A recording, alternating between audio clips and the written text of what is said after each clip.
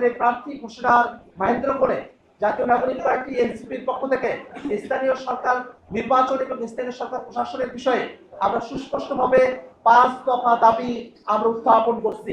প্রথম দফা, যেহেতু নাগরিকরা নানা ধরনের নাগরিক সেবা থেকে বঞ্চিত হচ্ছেন এবং যেহেতু বাংলাদেশে সরকার গঠিত হয়েছে, নির্বাচন কমিশন প্রস্তুত রয়েছে, সেহেতু আগামী 6 মাসের মধ্যে সকল স্তরের স্থানীয় সরকারের নির্বাচন সম্পূর্ণ করতে হবে। দ্বিতীয় দাবি, এক্সট্রিম মশার কয়েল প্ল্যান্ট ফাইবার দিয়ে তৈরি, তাই সহজে ভাঙে না, সুগন্ধিযুক্ত ও নিরবিচ্ছিন্নভাবে জ্বলে। ডেঙ্গু, চিকুনগুনিয়া বাহি সহ যে কোনো মশার বিরুদ্ধে দেয় এক্সট্রিম সুরক্ষা। বিভিন্ন জায়গায় জেলা পরিষদে এবং সিটি কর্পোরেশনের প্রশাসক দেওয়া হয়েছে। আমাদের কাছে গুঞ্জন আছে যে উপজেলা পরিষদ এবং যারা পৌর মেয়র আছেন সেই জায়গাগুলোতেও প্রশাসক নিয়োগ দেওয়ার এক ধরনের পায়তারা চলছে। এর মধ্য দিয়ে প্রশাসনকে দলীয়ভাবে ব্যক্তিগত করার যে পরিকল্পনা, সে ব্যাপারে আমাদের দ্বিতীয় দাবি হলো কোনোভাবেই উপজেলা পর্যায়ে, পৌরসভা পর্যায়ে, ওয়ার্ড পর্যায়ে কোনোভাবেই কোনো প্রশাসক নিয়োগ দেওয়া যাবে না। প্রশাসনের ভিতরে যারা আছেন তারা যেভাবে দায়িত্ব পালন করছেন সেই দায়িত্বের মধ্য দিয়ে আগামী 6 মাসের মধ্যে যে নির্বাচনগুলো সম্পূর্ণ হয়ে যাওয়ার কথা, এই অন্তর্বর্তীকালীন সময়টাতে তারা তাদের এই দায়িত্বটা পালন করবেন। 3 নম্বর, বিভিন্ন সিটি কর্পোরেশন সহ বিভিন্ন জায়গায় যাদেরকে প্রশাসক হিসেবে নিয়োগ দেওয়া হয়েছে, আগামী নির্বাচনে কোনোভাবে সেই সব প্রশাসকেরা সেই সব সিটি কর্পোরেশন বা সেই সব জায়গায় তারা নির্বাচনে অংশগ্রহণ করতে পারবে না। এই ব্যাপারে সরকারের তরফ থেকে সুস্পষ্ট নীতিমালা প্রণয়ন করতে হবে।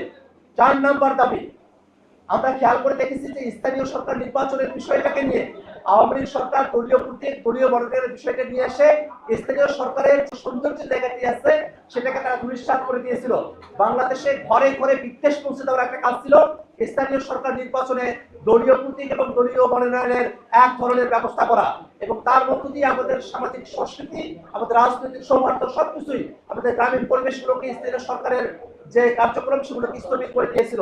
এই জন্য আমাদের 4র্থ নম্বর দাবি হলো যেভাবে অন্তর্বর্তীকালীন সরকার সংস্কারের জন্য অধ্যাদেশ পাশ করেছে, সে সংস্কারকৃত অধ্যাদেশ অনুযায়ী কোন দলীয় মার্কা এবং দলীয় মনোনয়ন ছাড়াই প্রার্থীরা তাদের নিজেদের মতো করেই স্থানীয় সরকারে ইলেকশনে তারা প্রতিদ্বন্দ্বিতা করবেন, সেই ব্যবস্থা অবশ্যই বহাল রাখতে হবে এবং সেই অধ্যাদেশ অবশ্যই এবারের সংসদে সেটাকে পাশ করতে হবে।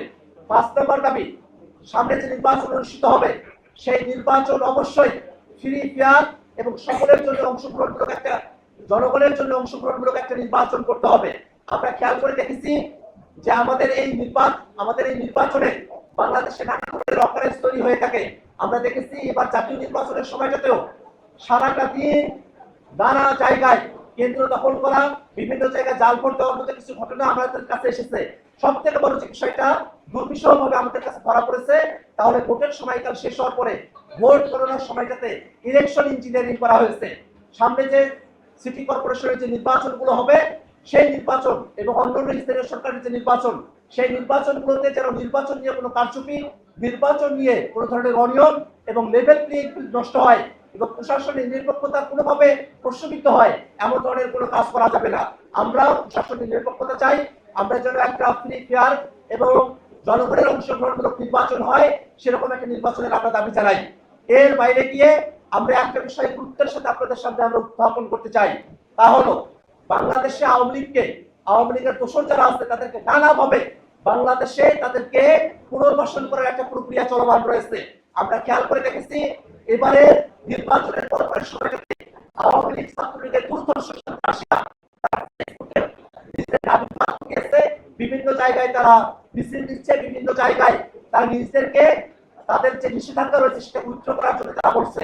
আমরা স্পষ্ট করে বলে দিতে চাই, কোনোভাবে এবারে স্থানীয় সরকার নির্বাচনে আওয়ামী লীগ বা তাদের কোনো দোষর তারা নির্বাচনে অংশগ্রহণ করতে পারবে না, এবং এই ব্যাপারে এটা কোনো দাবি নয়, এটাই সিদ্ধান্ত। সেই সিদ্ধান্ত এই বিএনপি সরকারকে অক্ষরে অক্ষরে পালন করতে হবে।